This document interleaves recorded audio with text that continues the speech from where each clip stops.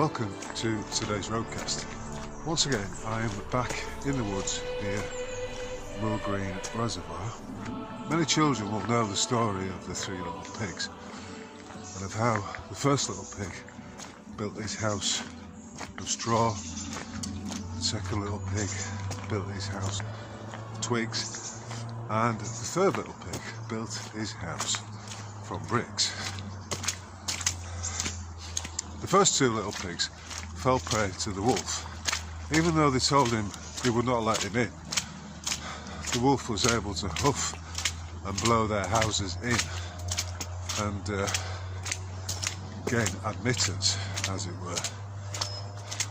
But of course, when he gets to the third house, which is built of stone or bricks, he cannot get in, and try as he might, he can certainly not blow down the house, no matter how much huffing and puffing he does. And you might think, well, what on earth is he talking about the story of the three little pigs for? Well, if you listen to the last roadcast, which was entitled Revelation, about how we are in times, or we're in an epoch right now where everything is being revealed. It seems as though there is truly an apocalypse going on. Nothing will remain hidden. The truth will out. And indeed, is it not the case that the truth always does come out in the end? You know, people can try and cover up the facts. They can lie and mislead and deceive. But eventually, one way or another, the truth comes out. And from that, I'm reminded of what Mark Twain said. A lie can be halfway around the world, whilst the truth is still lacing up its boots.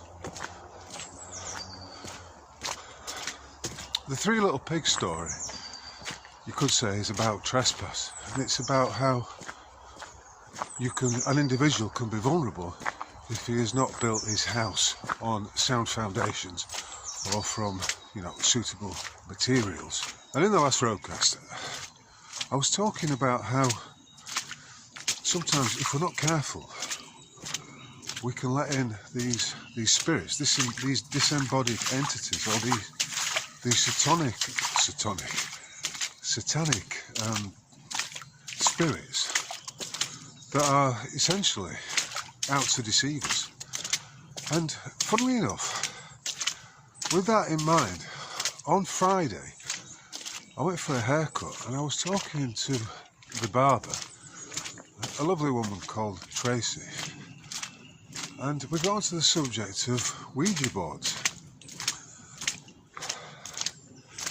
And she was telling me about an experience she had when she was younger, that her and her brother and a couple of friends had been doing a Ouija board, and somehow or other they'd been given a tip to place some money on a horse that was racing the following day. And the horse was called Knock Knock. So her brother went upstairs, raided his piggy bank, and went and put all his money on this horse. And lo and behold, the horse came in last. They went back to the Ouija board, and this time, somehow or other, we didn't really go into the details of it, it was suggested to them that they should phone a particular number, a phone number, and this freaked them out. So, for one reason or another, they went to see the local vicar, and the local vicar warned them that under no circumstances should they phone that number, because it will be taken by the spirits behind the communication as being an invitation to let them in, to let the spirits in. And as she was telling me this, it occurred to me that if we're not careful, if we are not vigilant, and if we are, say, in a altered state of consciousness, or we've been indulging in something, that we shouldn't be indulging in, like particularly strong drugs or alcohol or any activity really that if we're not careful, these spirits will come into our minds, into our consciousness.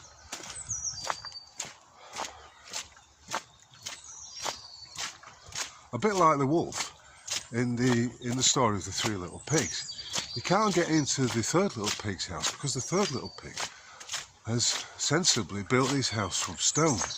It's secure, and there's no way that the wolf is going to get in without an invitation, without the little pig opening the door to let him in. And he's too wise to do that. That's not going to happen.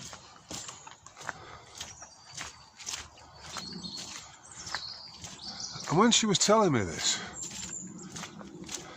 and I thought, well, it's actually very profound, and it's a very good point to make. I mean, we were talking about spirits and we were talking about ghosts, and she was telling me that she has actually seen ghosts, two of whom appeared in her bedroom, which is in a house that was built on a plot of land that was heavily bombed during the Second World War. First time she'd seen a child without a face, and the second time her son had seen a huge man, also without a face. So it was an interesting conversation, particularly as, you know, it followed on from my Revelation podcast of just a couple of days before. It's still very, very squelchy here. The land has been absolutely saturated. I don't think it's stopped raining for the last 5 weeks or so. Anyway, it has stopped raining this afternoon, so that's good. On Friday, I had a phone call from Dom of the Sheep Farm podcast, and he told me, because he'd seen my video, the roadcast entitled Revelation, about this apocalypse, this great awakening, or unveiling rather. And I mentioned that in a previous roadcast called Lost and Found, I had referenced the interview that they did, the conversation they had with Jerry Mazinski, who is a psychotherapist, you will remember, who was working in the United States penitentiary system for many, many years. And his discovery was that when the inmates were put on these pharmaceutical drugs, which are largely opioid based, it seemed that they were more open to possession by these disembodied spirits, and that the voices in their heads were not their imaginations, they were not hallucinatory, but they were actually real. And it was in these very woods the other week that I was positing the view that just beyond our ordinary, everyday 5-sense reality, there exist different fields of energy that we can't see.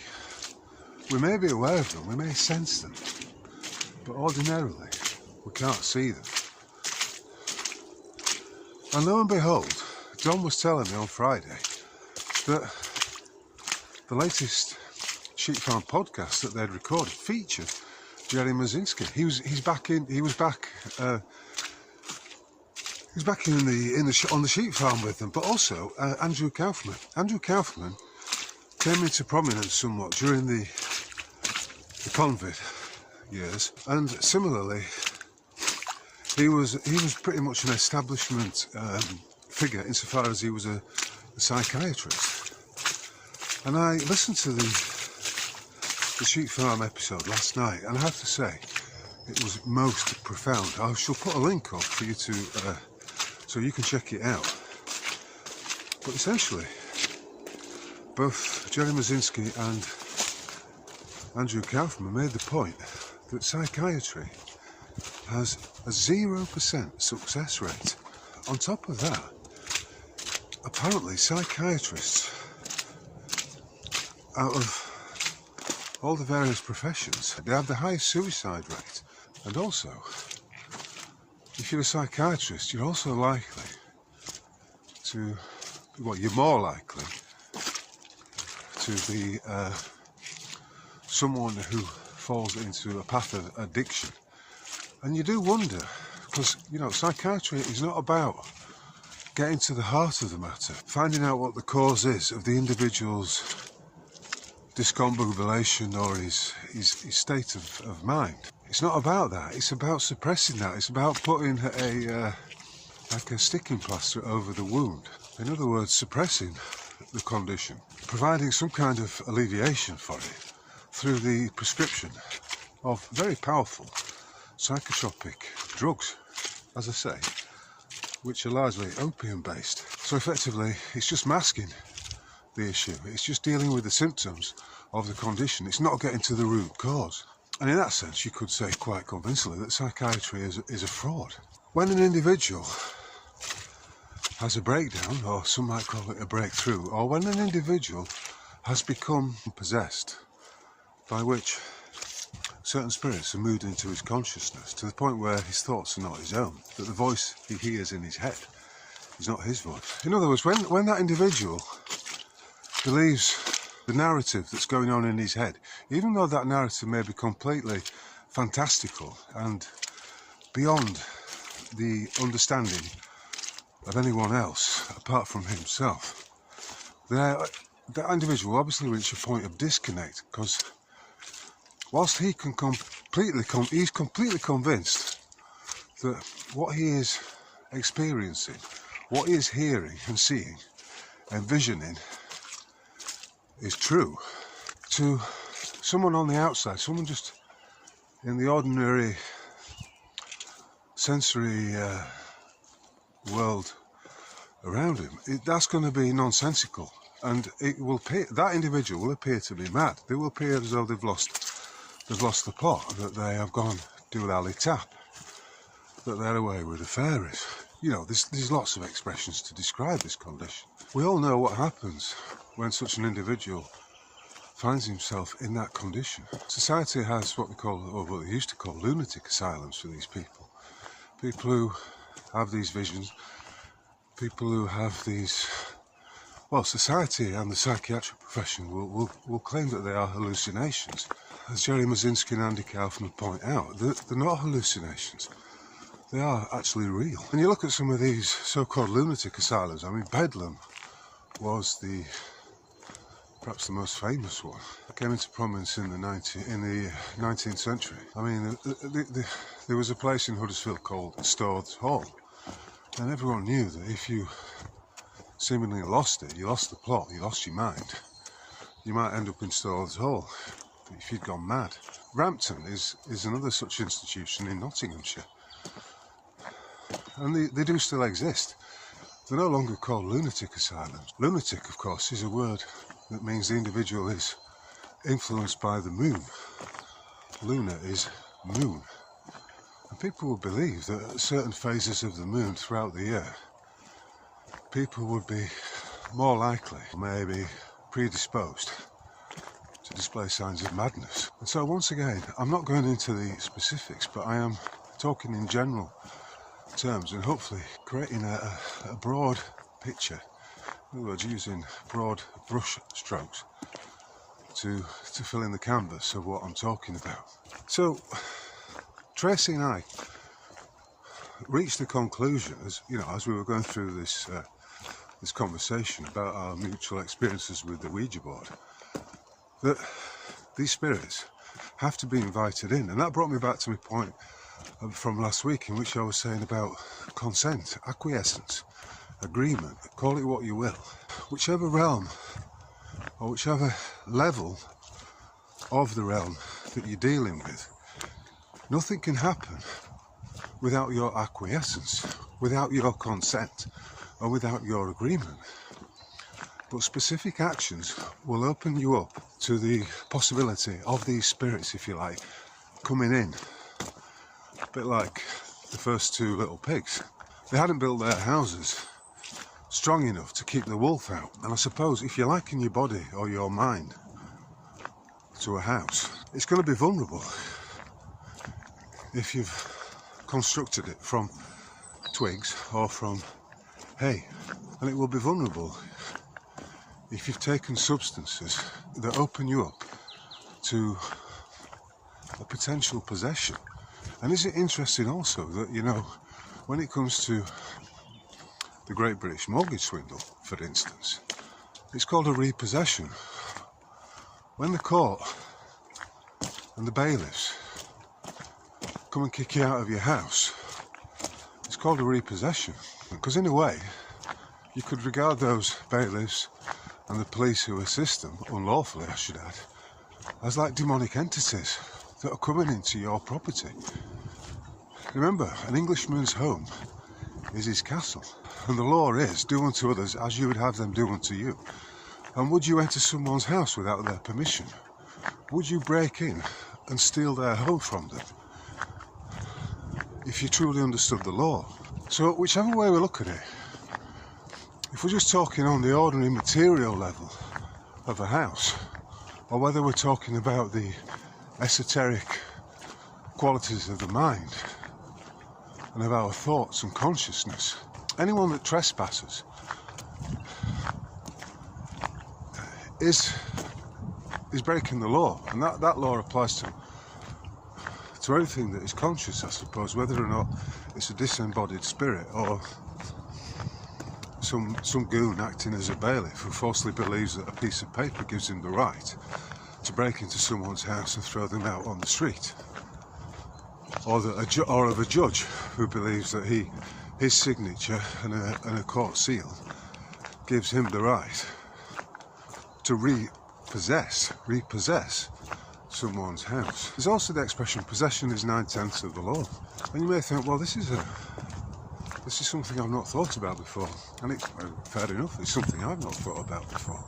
And I suppose you could argue that what we're looking at here is possession. We're talking about possession, whether it's the possession of someone's actual physical home or the possession of their mind, or what you might call a demonic possession. On the subject of Ouija boards, I remember there was a friend I had when I was about 12 called Timothy Mitchell, and he suggested that I and a couple of other friends set up a Ouija board round at his house. So we did so, you know, on his mother's dining table when we were there on our own. His mum was out at work, and we set off with our fingers on the glass. And of course, it starts off as a bit of a game. You're kind of accusing each other of pushing the glass. No, is it moving of its own accord, or is one of your company pushing it? But the strangest thing happened, because we'd only just started. We were probably less than 2 minutes into the exercise, and the glass actually levitated slightly and smashed. And of course, that freaked us out. And since that time, I've never gone back to the Ouija board. I've never felt any inclination to use it, just as I've never felt any inclination to use the tarot cards, to know anything about past lives, previous incarnations.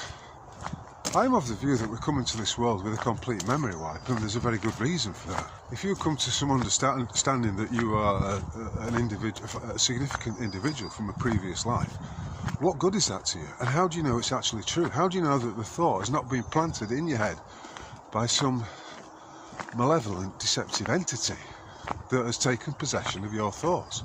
Because you've let it in.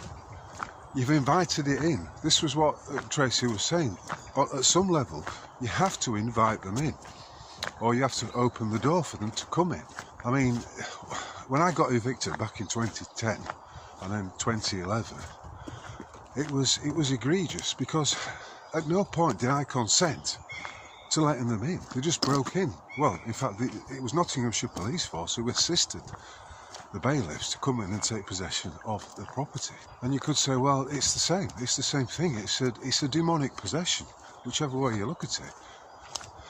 But you might say, well, at least the demons who take possession of people, you know, through their minds, through their consciousness, have somehow been invited in, or you could say perhaps the door has been left open for them to enter.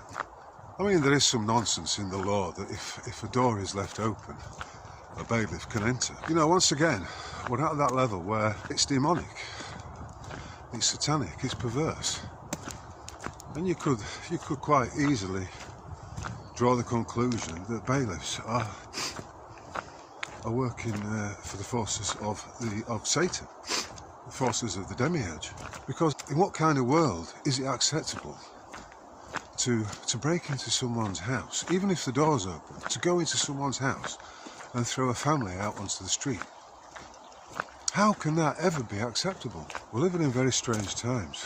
We're living in times where people seem to have lost their focus and they seem to have lost touch with the golden rule. So I suppose what I'm saying today is be aware, be vigilant, be very cautious when it comes to matters like this. But ultimately, remember that you are in control.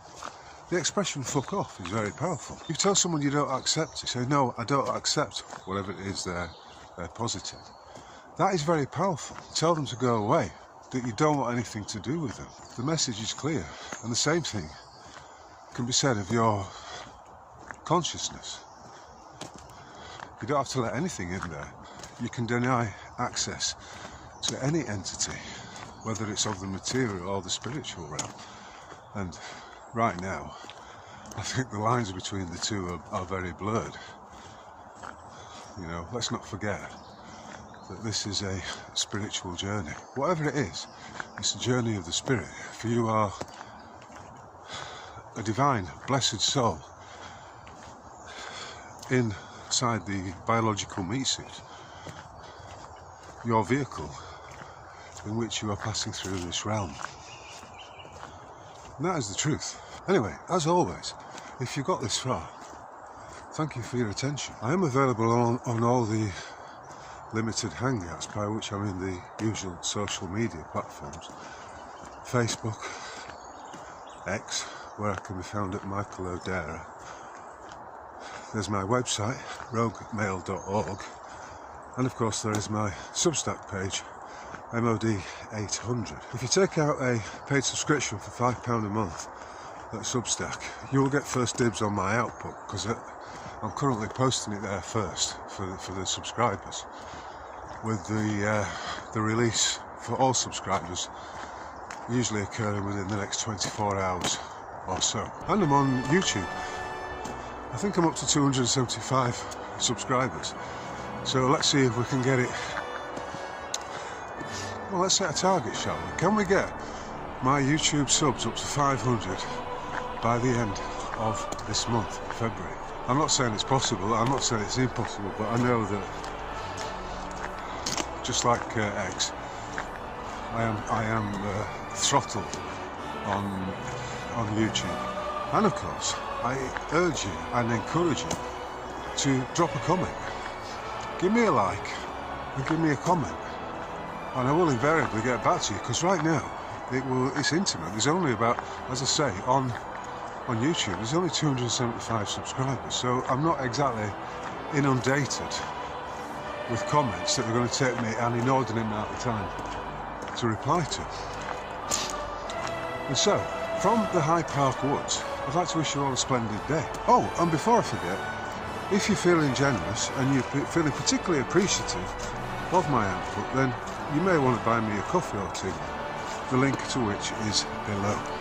Cheers!